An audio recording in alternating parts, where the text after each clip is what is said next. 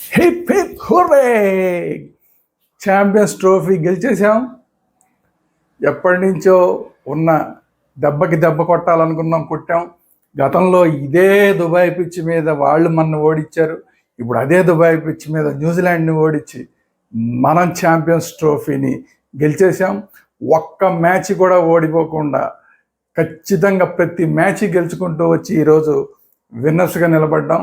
ఎవరు ఎన్ని విమర్శించినా, పాకిస్తాన్ వాళ్ళు ఎన్ని విమర్శించినా, ఇంకోళ్ళు ఎంతమంది ఎన్ని ఏడుపులు ఏడిచినా కూడా అవన్నీ మనకి వరంగానే పరిణమించాయి.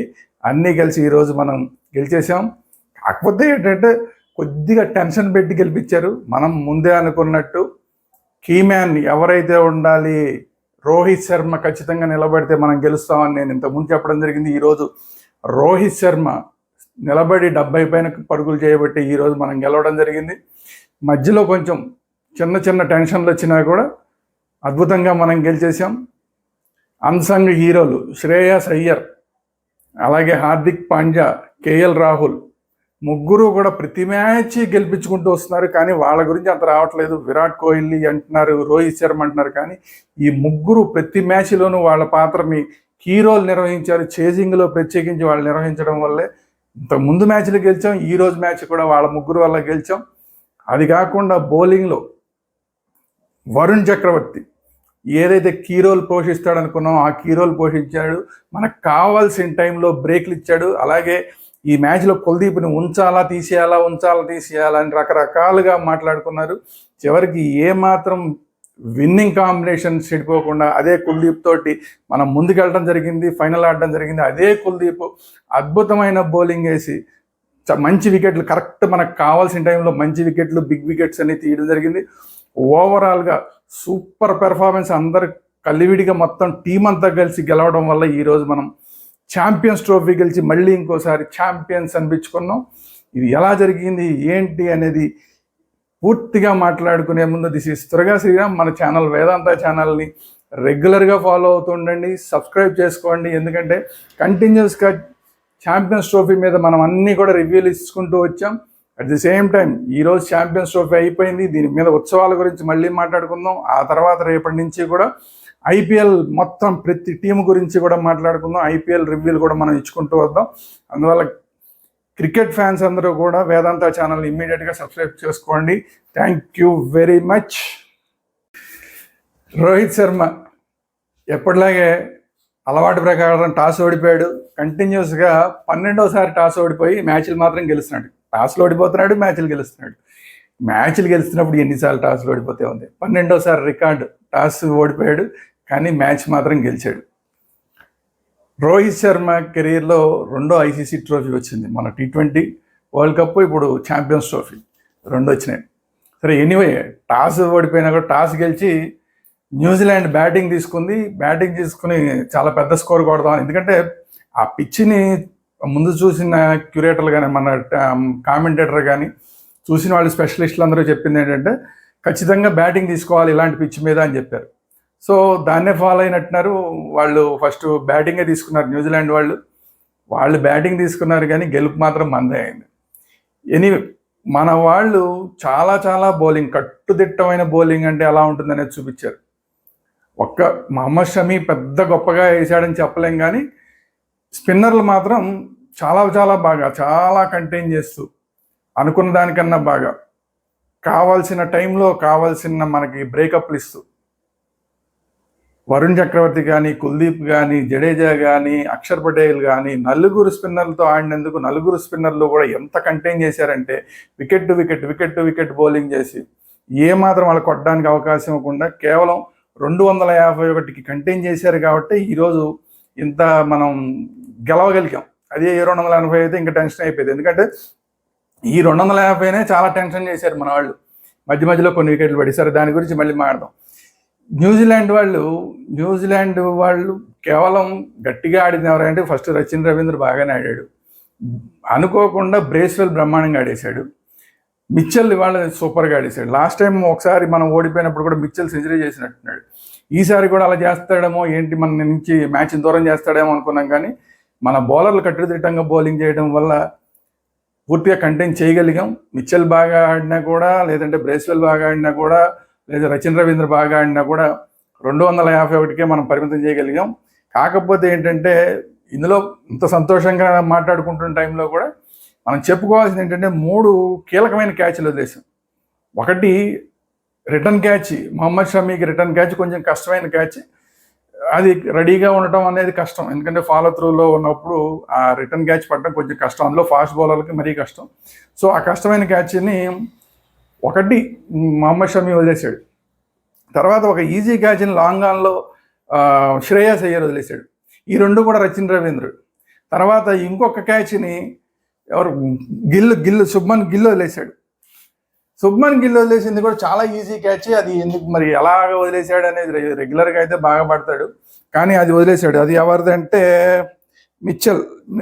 మిచ్చల్ బాగా ఆడేవాడని చెప్పుకున్నాం కదా. మిచ్చల్ బ్యాటింగ్లో ఒక క్యాచ్ని వదిలేశాడు. సో ఈ 3 క్యాచ్లు వదిలేయడం అనేది తప్ప మిగతాదంతా కూడా మనమే పని వచ్చింది ఆల్మోస్ట్. బ్యాటింగ్ ఒక్కటేంటంటే మన బ్యాటింగ్లో విరాట్ కోహ్లీ తొందరగా అవుట్ అవడంతో కొంచెం టెన్షన్ పెరిగిపోయింది.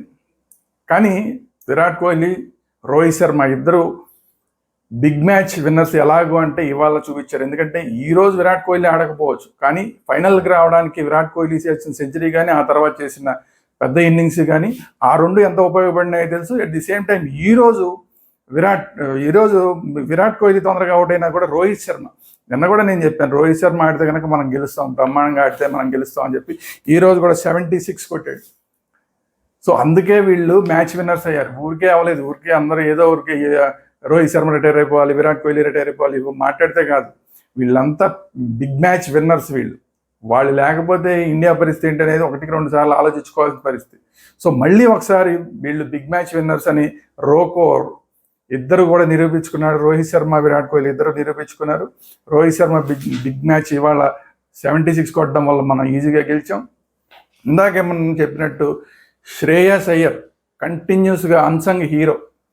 ఎందుకంటే కొద్దిగా బీసీఐతో కూడా చిన్న తేడాలు వచ్చి అసలు కాంట్రాక్టే కోల్పోయిన పరిస్థితి నుంచి ఈరోజు ఇక్కడ లోకల్ మ్యాచ్లన్నీ ఆడి, రంజీలు ఆడి మళ్ళీ తన ఫామ్ నిరూపించుకుని టీంలోకి వచ్చిన దగ్గర నుంచి కూడా కంటిన్యూస్గా అవకాశం ఇచ్చిన ప్రతిసారి కూడా కంటిన్యూస్గా మంచి ఇన్నింగ్స్ ఆడి ఈరోజు కూడా ఆఖరికి 48 రన్స్ కొట్టి, కీలకంగా ఉన్న టైంలో 48 రన్స్ కొట్టి మన గెలుపులో ప్రధానమైన భూమికి పోషించాడు. At the same time Hardik Pandya ఎప్పుడు టెన్షన్గా ఉందనుకున్నప్పుడు కూడా కరెక్ట్ టైంలో 6లు 4లు కొట్టేసి ఆ టెన్షన్ని మనకి తగ్గించడం అనేది చేస్తున్న ఫినిషింగ్ చేస్తున్న వాళ్ళు ఎవరైనా ఉన్నారంటే Hardik Pandya. KL Rahul last match winning shot కొట్టి గెలిపించాడు. ఈ మ్యాచ్లో కూడా చాలా బాగా ఆడి టెన్షన్ మనకి తగ్గించి లాస్ట్ దాకా నిలబడ్డాడు. చాలా ఇంపార్టెంట్ ఇది. జడేజా ఎందో స్థానంలో వస్తున్నాడంటే చూడండి మనకి ఎంత డెప్త్ ఉంది, బ్యాటింగ్ ఎంత డెప్త్ ఉందని. సో ఆ డెప్త్ ఉండటం వల్లే ఈరోజు మనం కొన్ని వికెట్లు టపటపా కొన్ని కీలకమైన సమయాల్లో పడిపోయినప్పటికి కూడా మనం ఈరోజు గెలవడానికి కారణం ఏంటంటే చివరిలో టెన్షన్ పడకుండా ఫినిషింగ్ షాట్ని జడేజా కొట్టాడు. సో ఓవరాల్గా టీం పెర్ఫార్మెన్స్ తోటి గెలిచాం. ఇప్పుడు మ్యాచ్ అయిపోయిన తర్వాత అసలు మన వాళ్ళు చేస్తున్న హడావిడి అంతా ఇంత కాదు. కుల్దీప్ యాదవ్ని పార్టీ ఉందా అంటే పార్టీ బంతా హై, మొత్తం అసలు దేశం అంతా పార్టీ జరుగుతోంది, పార్టీ చేసుకుంటోందని చెప్పాడు. రోహిత్ శర్మ, విరాట్ కోహ్లీ అయితే ఆ గెలిచిన స్టంప్స్ ఉన్నాయి కదా, ఆ స్టంప్స్ ఇద్దరు జరోటి పట్టుకుని ఇద్దరు ఫైటింగ్ చేస్తూ ఎంజాయ్ చేశారు. అలాగే మన రవీంద్ర జడేజా, హర్షిత్ రాణా, హర్షదీప్ సింగ్ ముగ్గురు కలిసి గంగనం స్టైల్ డ్యాన్స్ చేశారు. ఒక్కలాగా లేదండి, మొత్తం మీద ఒక్కలాగా లేదు, అసలు జోష్ మామూలుగా లేదు. సరే ఎనీవే సూపర్ విన్ ఈరోజు మనం చేసాం. మళ్ళీ ఛాంపియన్స్, వరల్డ్లో ఈరోజు ఛాంపియన్స్ ఎవరు అంటే ఇండియానే ఛాంపియన్స్ అని చెప్పి అందరూ మాట్లాడుకునేలాగా మనం చేయగలిగాం. రోహిత్ శర్మ సగర్వంగా ఛాంపియన్స్ ట్రోఫీని అందుకున్నాడు, అది కూడా వైట్ జాకెట్లో. ఈ వైట్ జాకెట్లు ఎప్పుడు వేసుకుంటారా మన ఇండియన్ టీం అని చెప్పి చాలా రోజుల నుంచి మనందరం ఎదురు చూస్తున్నాం. ఈరోజు గెలిచిన వాళ్ళకి, ఛాంపియన్స్గా ఉన్న వాళ్ళకి ఆ వైట్ జాకెట్ని దొరుకుతాడు. ఈరోజు మన టీం మొత్తం మెంబర్స్ అందరికీ కూడా మన బీసీసీఐ ప్రెసిడెంట్ రోజర్ బిన్ని అందరికీ ఆ ఛాంపియన్స్ ట్రోఫీ అని రాసి ఉన్న వైట్ జాకెట్స్ని మొత్తం అందరికీ తొడిగారు. అది అయిపోయిన తర్వాత ఛాంపియన్స్ ట్రోఫీని ఐసీసీ ప్రెసిడెంట్ మన రోహిత్ శర్మకి ప్రజెంట్ చేశారు.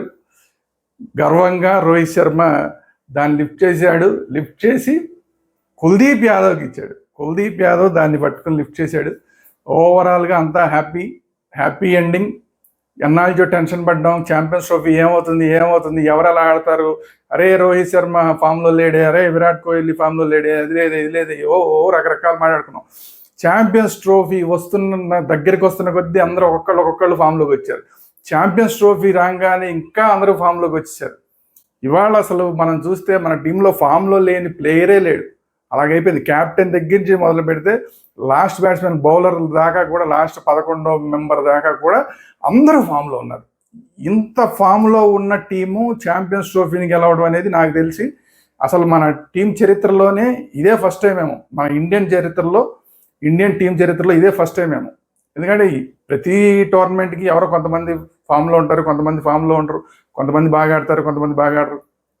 కానీ ఈ ఛాంపియన్స్ ట్రోఫీ స్పెషాలిటీ ఏంటంటే అందరూ ప్లేయర్స్, టీమిండియాలో ఉన్న ప్రతి ఒక్క ప్లేయర్ ఫామ్లో ఉన్నారు. వాళ్ళ ఫామ్ని నిరూపించుకున్నారు, వాళ్ళ టాలెంట్ని నిరూపించుకున్నారు. ఒక గేమ్లో కాదు ఇంకో గేమ్లో, ఒక మ్యాచ్లో కాదు ఇంకో మ్యాచ్లో వాళ్ళ టాలెంట్ని ప్రూవ్ చేసుకుని మేమందరం ఛాంపియన్స్ అని రుజువు చేశారు. ఇవాళ ఆ ఛాంపియన్స్ ట్రోఫీని లిఫ్ట్ చేయడానికి ప్రతి ఒక్కళ్ళకి అర్హత ఉందని చెప్పి అందరూ ప్రూవ్ చేసుకున్నారు. సో ఛాంపియన్స్ ట్రోఫీ, 3వ ఛాంపియన్స్ ట్రోఫీ ఇండియాకి వచ్చేసింది. మొత్తం ఛాంపియన్స్ ట్రోఫీ కాస్త మనందరికీ హ్యాపీ ఎండింగ్ అయింది. దుబాయ్లో ఎక్కడైతే మనం న్యూజిలాండ్ని ఓడించారో అదే దుబాయ్లో అదే న్యూజిలాండ్ని ఓడించాం. గతంలో 5 సార్లు మన వివిధ టోర్నమెంట్లో మన ఓడించారు. ఆ 5 టోర్నమెంట్లు ఓడించిన దానికి కూడా ప్రతీకారాన్ని ఈరోజు న్యూజిలాండ్ని ఓడించి మనం తీర్చుకున్నాం. ప్రతిసారి ఆదివారం మనకి మంచి జరగట్లేదు, మనం ఆదివారం జరిగితే ఓడిపోతుందని చెప్పి అన్ని టీవీ ఛానల్స్లోనూ ఊదరగొట్టారు. అదే ఆదివారం నాడు మనం ఛాంపియన్స్ ట్రోఫీ గెలిచి మనం చూపించాం. ఈ సెంటిమెంట్లు వీటన్నిటికన్నా కూడా మన టాలెంటే ఫైనల్గా రిజల్ట్ ఇస్తుంది, మన ఛాంపియన్సే ఫైనల్గా మనకి ఆ ఛాంపియన్షిప్ తీసుకొస్తారని చెప్పి మళ్ళీ మన ఛాంపియన్స్ అందరూ ఛాంపియన్ రోహిత్ శర్మ నాయకత్వంలో నిరూపించారు. మొత్తం ఇండియా అంతా కూడా ఇప్పుడు పండగ చేసుకుంటుంది, పార్టీ చేసుకుంటుంది. వాళ్ళతో పాటు హ్యాపీ గంగనం స్టైల్ డ్యాన్స్ చేస్తుంది, ఇండియా అంతా కూడా డ్యాన్స్ చేస్తుంది. ఇది ఈరోజు వీడియో. ఈ వీడియో కనుక మీకు నచ్చినట్లయితే లైక్ చేయండి. మీ అభిప్రాయాలు ఏంటనేది కామెంట్ రూపంలో తెలియజేయండి. అట్ ది సేమ్ టైం మన ఛానల్ వేదాంత ఛానల్ని అందరూ సబ్స్క్రైబ్ చేసుకోండి. At the same time bell icon కూడా నొక్కండి. Thank you very much. జై హింద్, భారత్ మాతా కీ జై.